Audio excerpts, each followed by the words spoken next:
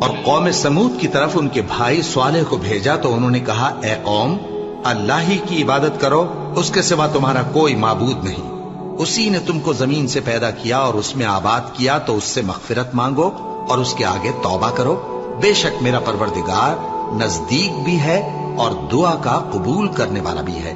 انہوں نے کہا کہ صالح، اس سے پہلے ہم تم سے کئی طرح کی امیدیں رکھتے تھے، اب وہ منقطع ہو گئی۔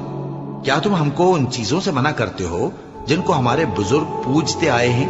اور جس بات کی طرف تم ہمیں بلاتے ہو اس کی طرف سے ہم بڑے بھاری شک میں ہیں۔ صالح نے کہا، اے میری قوم، بھلا دیکھو تو، اگر میں اپنے پروردگار کی طرف سے کھلی دلیل پر ہوں اور اس نے مجھے اپنے ہاتھ سے نبوت کی نعمت بخشی ہو، تو اگر میں اللہ کی نافرمانی کروں تو اس کے سامنے میری کون مدد کرے گا؟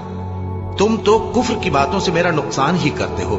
اور یہ بھی کہا کہ اے قوم، یہ اللہ کی اونٹنی تمہارے لیے ایک نشانی یعنی معجزہ ہے، تو اس کو چھوڑ دو کہ اللہ کی زمین میں جہاں چاہے چرتی پھرے، اور اس کو کسی طرح کی تکلیف نہ دینا، ورنہ تمہیں جلد عذاب آ پکڑے گا۔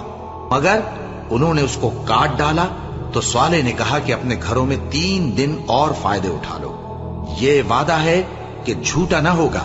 پس جب ہمارا حکم آ گیا تو ہم نے صالح کو اور جو لوگ ان کے ساتھ ایمان لائے تھے ان کو اپنی مہربانی سے بچا لیا اور اس دن کی رسوائی سے محفوظ رکھا۔ بے شک تمہارا پروردگار طاقتور ہے، زبردست ہے۔